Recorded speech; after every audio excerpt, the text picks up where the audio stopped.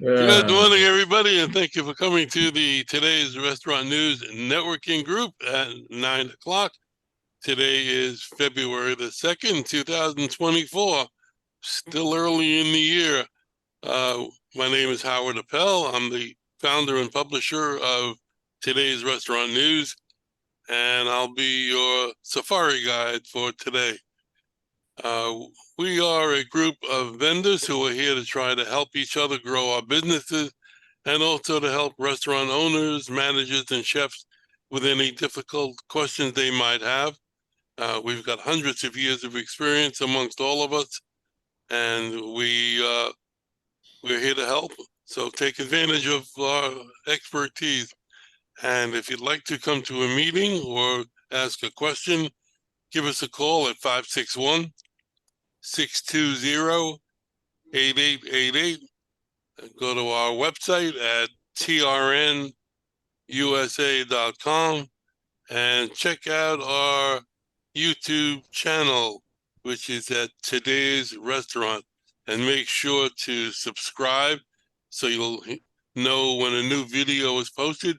We've got over 300 videos already posted on that channel. And hit the like button. And that's hitting the like button is not for our own ego. Hitting the like button helps YouTube promote the channel. So the more likes we get, the more subscribers we get, the more YouTube will push us. So please do that. So good morning. We're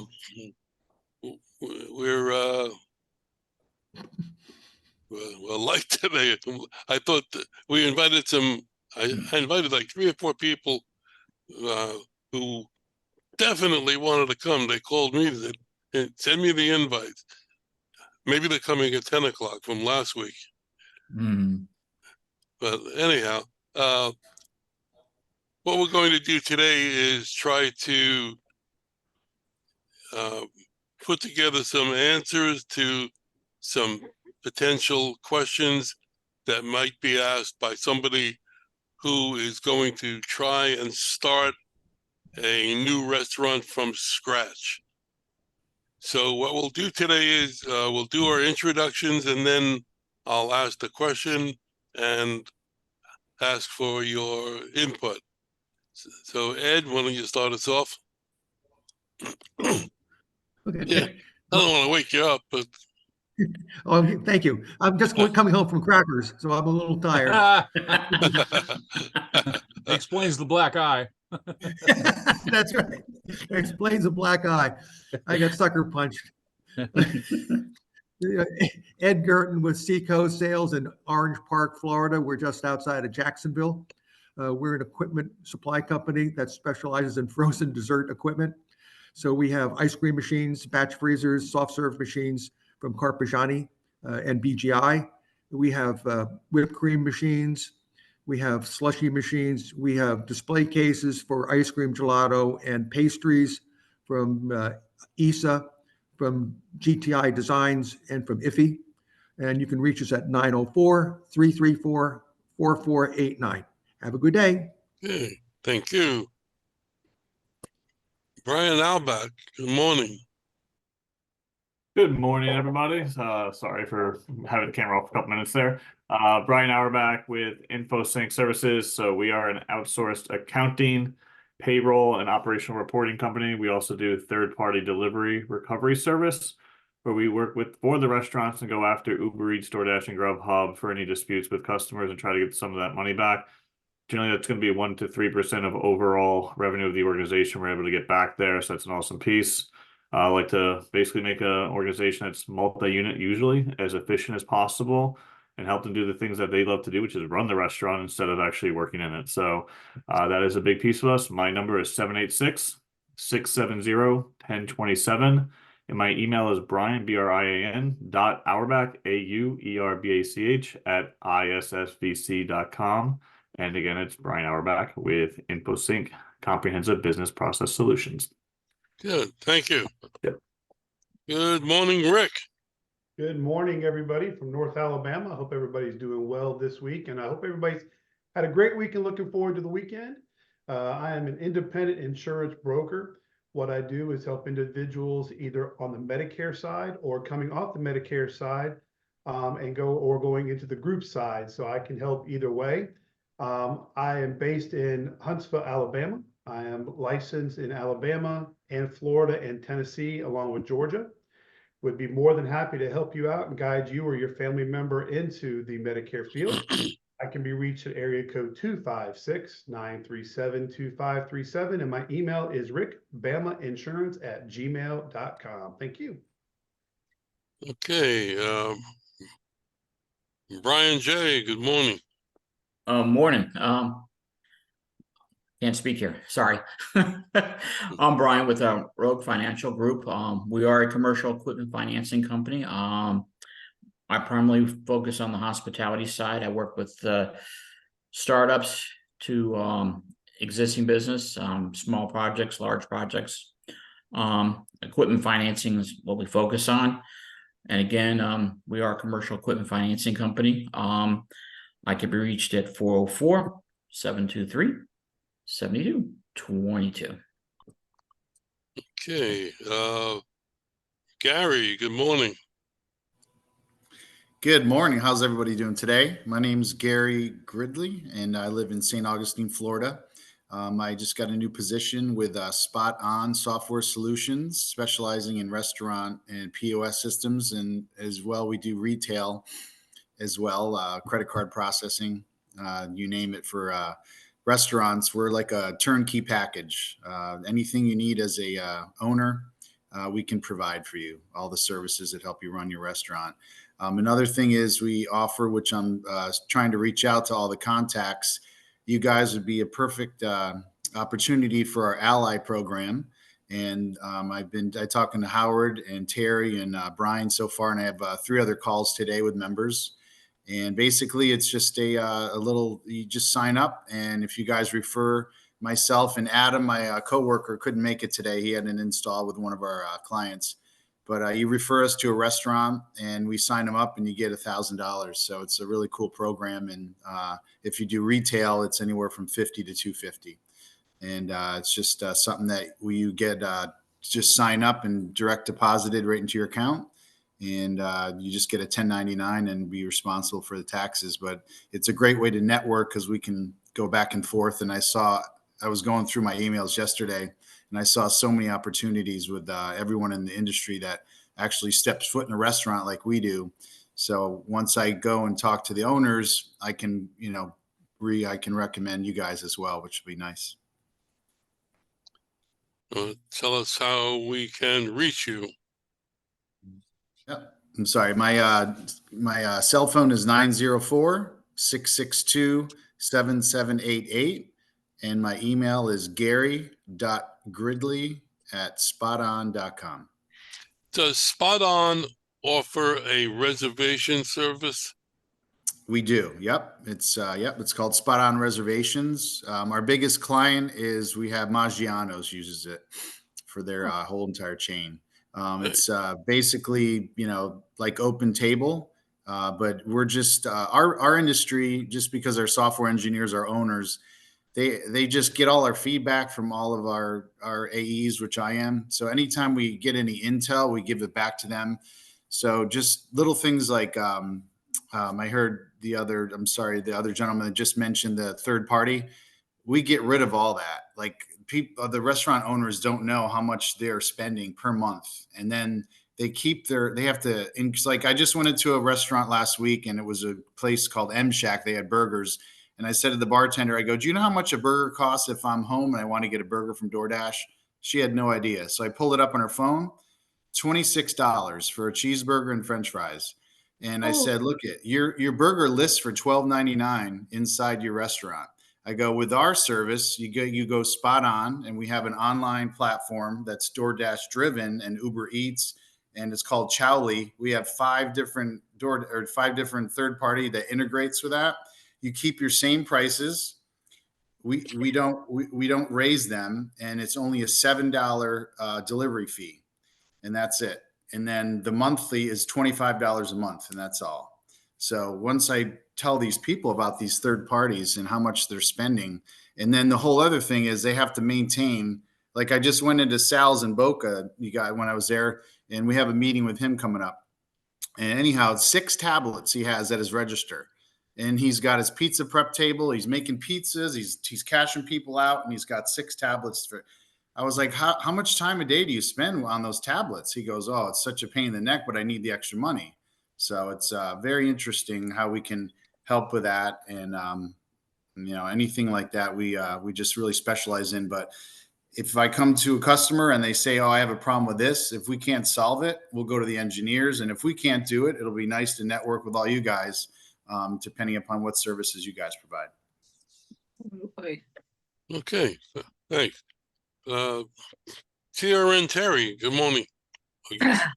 Hi, good morning, everyone. Happy Friday, thank goodness.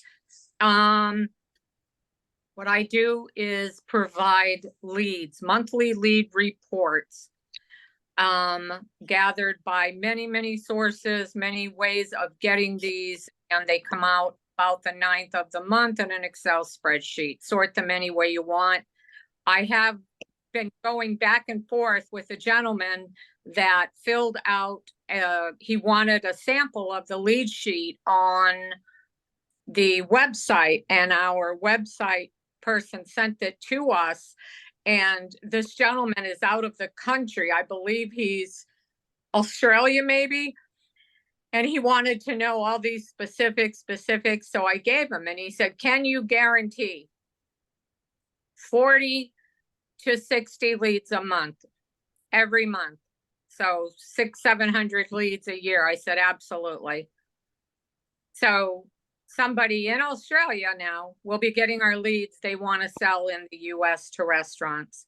So after going back and forth, I don't know how many times, we will get that sale as well. So very important. People are reading this all over the place, the newspaper, online. When you think there's nothing going on, don't be surprised, because there's a lot going on in the background that you're not even aware of. At any rate, anybody wants a sample lead report, it's older, doesn't have email addresses, but you're welcome to see the format. Terry at trnusa.com. Thank you. It's amazing how many emails they get every day. It's got to be 10 to 20 from people out of the country. Right. Mostly from, I don't know, but places I never heard of. Chris, good morning. Speaking of never heard of. Yes. Well, you're going to hear now, buddy boy. I know. Yes. Good morning, Chris Kaufman, CHRIS, Kaufman and Company. Why did I spell CHRIS? Because that's an acronym for clubs, hotels, restaurants, institutions, and sales, the 5 disciplines where we have made placements. Most of our work is in the restaurant industry, and most of our work geographically is Southeastern United States, working on behalf of small independent restaurants, as well as large New York Stock Exchange companies, always working on behalf of the client to enhance their human capital. And we are currently working on a couple of executive chef opportunities, as well as some restaurant general manager situations. Currently working with a food manufacturing company that is looking for production managers, and they are receptive to sous chefs or executive chefs who'd like to make a career transition from the kitchen of running a restaurant to the kitchen of producing food for Sam's Club, Costco, etc. And the lifestyle is rather exciting compared to the 6 and 7 day a week restaurant situation. Chris Kaufman, CHRIS, Kaufman and Company, conveniently reached at restaurantrecruitersofamerica.com, and providing all-star talent. And that reminds me, all-star. If I could somehow get 404 all-star, I think I'd have something going on. Well, guess what? You can now call 404-255-7827, 404 all-star, and get right to us. No waiting. And we look forward to speaking with you. Chris Kaufman, always fresh, never from concentrate. Thank you. Chris, do you work on LinkedIn a lot? I mean, if you see a company on LinkedIn looking for people to work for them, do you solicit them? There are times, yes, if it's particularly if we've got somebody who's right down the alley of what they're looking for, and then it's a judgment call on their part. And some companies will say, you know what? We placed a person with Marriott, for example, along those same lines. They had a position on LinkedIn. I saw it. I thought, we have exactly who they're looking for. So I called the guy up and I said, listen, I'm a third party vendor. But I have a talented player I think you may be interested in. And his attitude was, look, if you strike oil before we do, let's go. Who you got? Because his attitude was, just get me the player that can help my company right now. And that's who we got. And that's who they hired. So sure, it's an excellent observation, Howard. Okay, because I spend some time during the day on LinkedIn, and I came across a company yesterday that was looking to hire, and when I see that, I'll let you know. Also, thank you for having your son Evan get in touch with me. He has a client who's looking for a player, and I talked with Evan the other day, and the client wants to do their own recruiting, if you will. I said, Evan, that's great, because here's why. If they don't find the star player they're looking for, they're that much more incentivized and that much more excited about working with a guy like me, because we happen to know people who may fit the bill. Yeah. Right. Good. Yeah, you always look at it as a positive, not as a negative. Absolutely, because we know people who are not looking, people who are not reading LinkedIn, people who are not reading internet job boards. They're happy doing what they're doing. However, a well strategically placed phone call from Chris Kaufman alerting them to, people say, Chris, are you a headhunter? I said, well, you could call headhunter. Oh, he froze. You have to have patience in what you do in sales, particularly. It took me 13 years to get an ad out of a client at one point. So you stick with it. Yeah.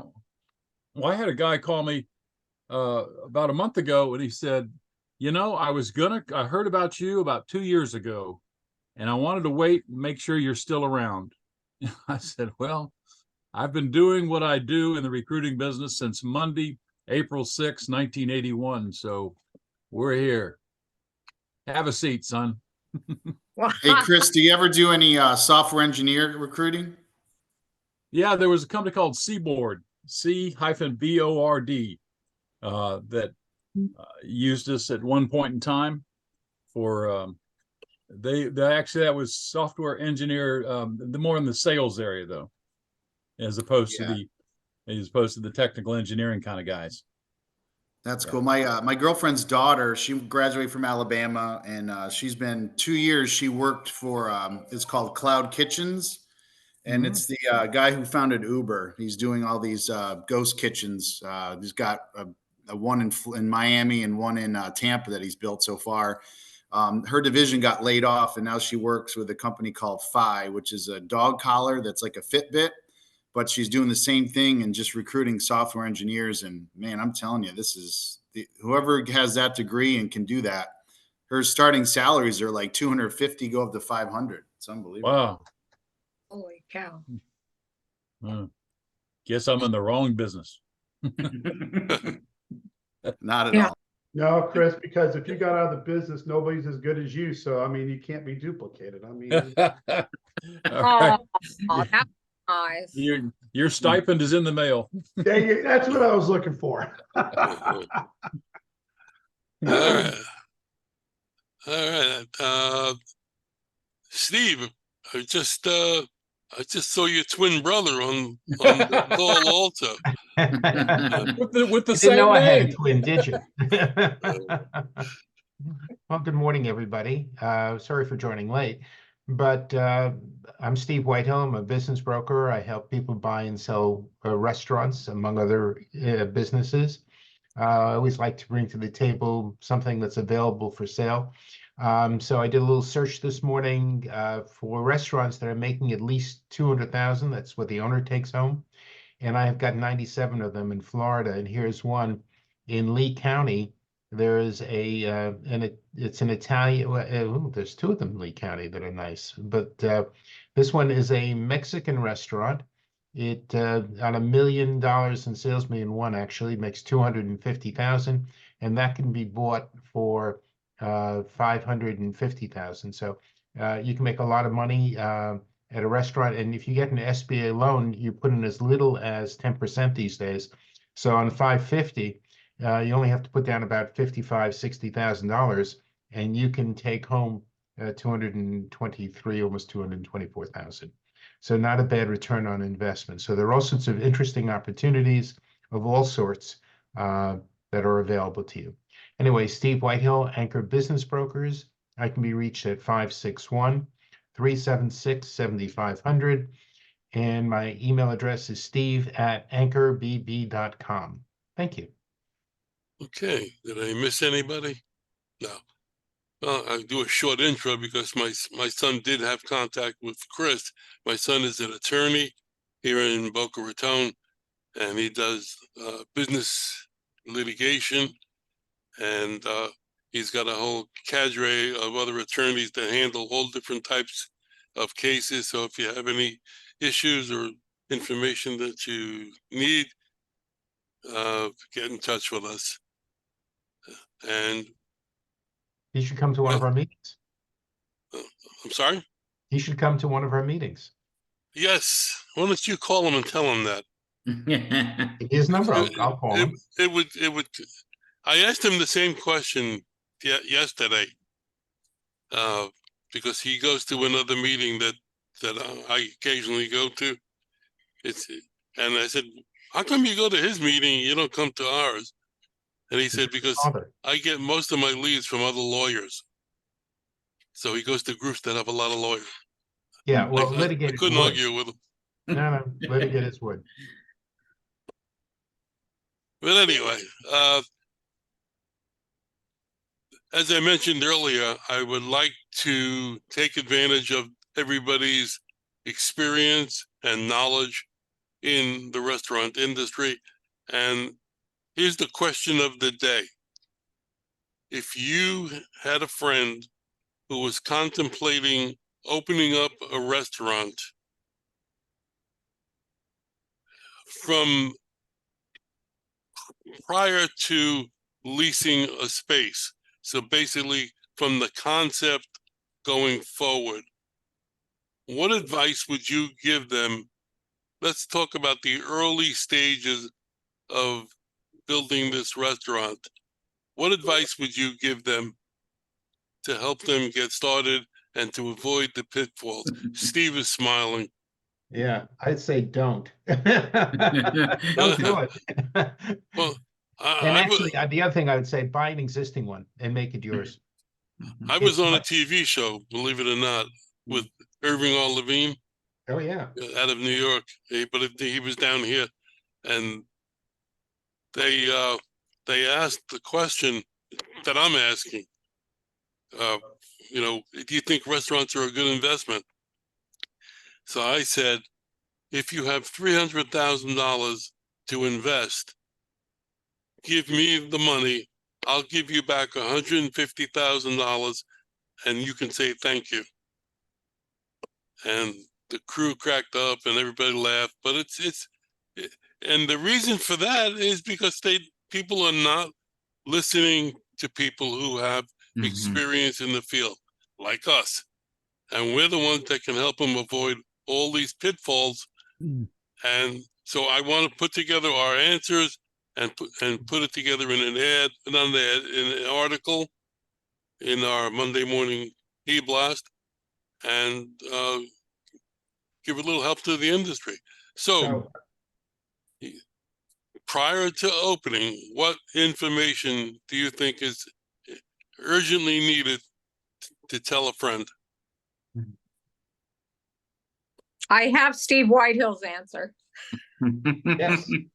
But in all seriousness, the truth is, this is not only for restaurants, but it's Mhm. particularly true in restaurants, is buy an existing operating business because it's operating and making money. Restaurants have an incredibly high failure rate. And when you buy an existing restaurant business, you have a Mhm. much greater chance of success because it's already making the money. And that's my not only advice on restaurants, it's my general advice. Mhm. Got it. Chris, you had your hand up. I think adopting a philosophy of management by menu. Everything starts with the menu, and then what type of equipment you buy, what type of people you hire to run that equipment, what type of people you would hire to serve the products that come out of that equipment. And management by menu is everything. If you work on the front of the house thinking you're eventually going to get to the back of the house, you will frustrate the front of the house people to the point that a lot of them will quit. If you back of the house and not the simultaneously train the front of the house, you'll have an unbalanced situation. Mhm. Management by menu. The menu is the governing document for everything that takes place in that restaurant. Thank you, Chris. Yeah, I fully agree with you on that, because if you're opening up an Italian restaurant, let's say, as opposed to a Chinese restaurant, the size of the equipment in a Chinese restaurant with the wok stoves, you get a 4 or 5 hole wok stove as compared to a 6 burner range. You're talking about less square footage in the Italian restaurant, and that indicates what you have: your rent, your cost of your rent, your insurance, the exhaust hood. So yeah, you're absolutely right. The menu is the driving factor. Mhm. Ed's got something to say. All right, Ed. Okay. Hey, I'm going to say a couple of things. First is location, location, location. Mhm. If you, What was you the can second have the one? best concept. What? What was Yeah, your second if you one? don't have First was location. location, second location, Oh. third location. Yes. Okay. You have to have something that has traffic going through it. Mhm. So you have to spend the time doing that. Then balance the cost of that with what you're trying to do. The other thing is, I have seen too many businesses fail because when they start actually doing the work on the building out something, it takes them forever to get underway. And the longer that takes, the more chance they have of failing. So they got to get in and out as fast as possible.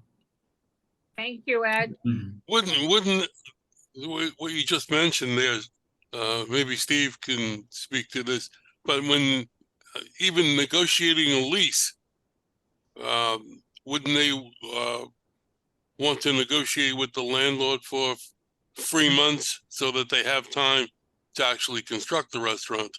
Well, if you generally, I mean, that's part of the deal. I mean, Yeah. it's a depending upon the landlord, the location, some may give you that time to construct, and some may say, too bad, this is a highly valued space. If it's not you, it'll be somebody else. I don't care. Pay starting day one.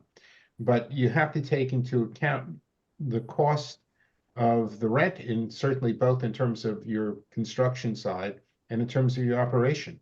And rent can be a real killer. Mhm. Anybody else want to jump in at this point? Yeah. Right. Kind of what from before we all get to that point, people come to me for financing. All right. So whether not so much on a one person looking to buy a restaurant, maybe there's 2 people or 3 people involved. You should know who you're getting into business with, because in the last 3 or 4 months, things have been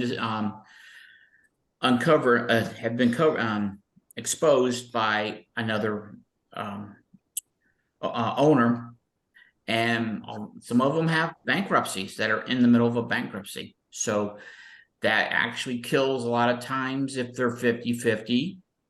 That kills the opportunity of trying to get financing, because then you have to possibly redo things by pulling them off as an owner.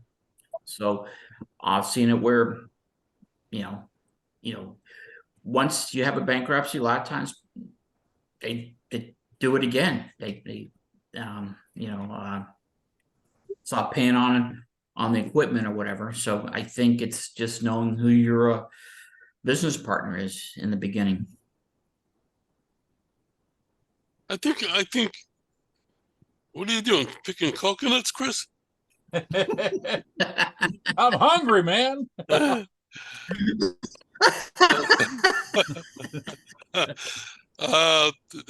think that if I were going to be starting a restaurant, the first thing that I would do is put down on paper, on a spreadsheet, I'll call it, for lack of another term, a budget. And with all the classifications of things that I need to spend money on, and all the things that I think I'm going to need, because you will not get them all. But if you have a budget, at least you're directed in a certain path. And one of the things that just happened, I just read an article this week. Chris, you might know this already, but in hibachi restaurants, there is a shortage of hibachi chefs in the industry. They're high paid and they're trained, and there's a shortage of them right now. So if you're contemplating opening up a hibachi restaurant, you have to know that there's a shortage of these chefs around before you jump in and open a place and have 6 hibachi tables with no chef. Is that a fact, Chris, that there are shortages? I've heard, but I don't have any. I've heard anecdotal evidence, but not necessarily, statistical hard facts. There's a restaurant in Boca that's suing an hibachi chef because he walked out. And they say he has a fiduciary responsibility to the restaurant. Hope your son has that case. Yeah. So imagine if they won the case and he's got to go back in. Okay, I'm here. Yeah, can you imagine him flipping rice all over the place? He'd be like in the Muppets, the Swedish chef. Loida, loida, loida, loida. Oscar the Grouch. So, anybody else have any ideas? Since this is your good friend. Oh, go ahead, Gary. I'm sorry. Yeah, no worries. My old job, I was a manufacturer's rep for 22 different factories. Well Built was my biggest one. And we actually had a team at Well Built called Fit Kitchen. And anybody looking into going into a restaurant setting, we could have meetings with them and give them advice. But talking about Steve and what he was saying as far as going to an existing restaurant, that is great if you can get it at a good price. On my end, everything was about energy savings. So we had all Green Genius equipment. So I've had a couple people that I lost jobs out to because they were like, "Oh, we found everything used," and I was like, "Okay, great. That's going to break down. It's not going to be energy efficient. I tried everything, but they just were like, oh, the price is right," and boom, they went and got it. Nowadays, with all the regulations that come out of California, they pretty much set the precedence for all the equipment. It's amazing. Like, you don't understand like how much oil costs for a fryer. Like that alone, that could be so much. Sometimes it's more than your rent, what they're spending. A little thing like get a filtration system in your fryer. Your walk-in coolers, your freezers, where you put them, how it's installed. On that end of it, there's so much you can save and have your bills go down if you're going to go new. So we always dealt with consultants and architects.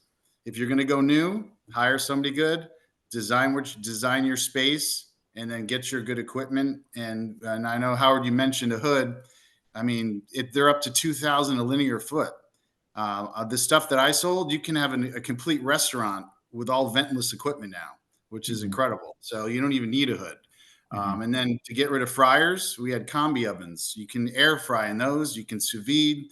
You can. It's like 3 different settings. You have all your steam injection, so you can cook anything in those. So it's just interesting to see whatever format they want to go. Pick a plan that you want to do. Like you're saying, if you want to go buy an old existing building, well, more power to you. But you're going into that footprint and you're going into those bills, which is great, if you have that price point. But if you can afford, and even I worked with like Darden and Bloomin' Brands and all the big franchises. I mean, if you can afford to get into those, I mean, that's a proven footprint where you're going to make money. Plus, you have partnerships where the general managers they're cut into the stock option too. So those are some good points that you can anybody who's trying to open one up do. But yeah, make sure you do your due diligence before you spend your money. Gary, to your point, that's what part of the reason I recommend an existing restaurant, an existing business. It's operational, it's making a certain profit. Then they can bring in somebody like you to make it better. Okay. But if they start out from scratch, there's so many factors that they have to know what they're doing. It's really can be daunting, and again, the highest chance of failure. That, and the second thing I wanted to point out, most people assume that if they go into a franchise, that that's going to be an automatic winner. And the answer is, while it is frequently true, it is frequently not. It is sometimes untrue. Their franchises close up, restaurants and other kinds of franchises all the time. So that it's not an absolute guarantee. And the other negative to it is that frequently, not always, the franchisor takes the cream off the top, so to speak. So Right. you're basically working. You're a high paid employee if you're lucky. And there's nothing wrong with that either, but you have to recognize where you're getting into. Whether you go into an existing restaurant, assuming it's the kind of thing you want. I mean, obviously it has to suit your personality, your business model, everything else. You sort of hit the ground running, and I think it's generally a better approach, and then you can make it better. You can make it yours. Yeah, I agree. We worked with Huey Magoo's, and they're just blowing up, and like BurgerFi. So I agree. You got to pick your the one that that's got a successful plan, and like Ed said, location for sure. That's huge. But yeah, I agree. And Yeah, and the other thing is, even McDonald's, and I pick on them because they're the old favorite thing. I'm sure they're not today. They close restaurants. yeah, well, you saw Burger King had 590 closed last year. Yeah. So, Unfortunately, that was a corporate skimming off the top, which sucked. well, that's a somewhat a different discussion, but the bottom line of the whole thing is there's no guarantee. And in a certain sense, the safer bet, and I'm sorry to push it, but is to buy something existing and take it over and make it yours. And that's true, of course, across industries, not only for restaurants, but generically true. Somebody mentioned before about the menu driving the restaurant, and Chris said that the menu should be the driving force behind everything, and I agree with him. I designed the kitchen for an Italian restaurant, and I designed the kitchen based upon the proper layout and the proper use of the equipment. And the owner and the chef looked at the layout, and the chef wanted to make changes based on his preferences. And I told the owner, do not make these changes based on his preferences, because you'll open on Monday and he'll be gone on Friday. And you're going to be left with a kitchen that only he is able to run. And sure as heck, that's what happened. So working with an expert prior to designing the kitchen is important. And I agree with that. I'm sorry to interrupt. How about Brian Auerbach?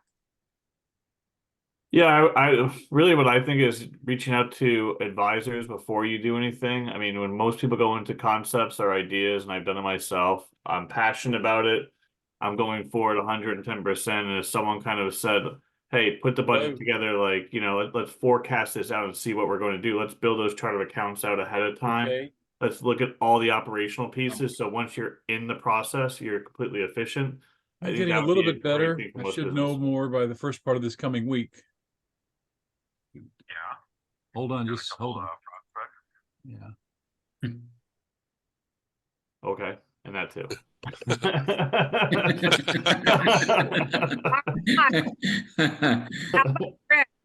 All right, does anybody else have anything they want to say at this? I'm gonna, Rick. go ahead, Rick. Yeah, we missed, I was gonna say what you do, but go ahead. Well, I'm the only one here that is not in the restaurant industry, but I am in an industry where I can actually help the restaurant owner. Because I know one of the things that Chris Kaufman always looks for when he's trying to place recruits with businesses is benefits.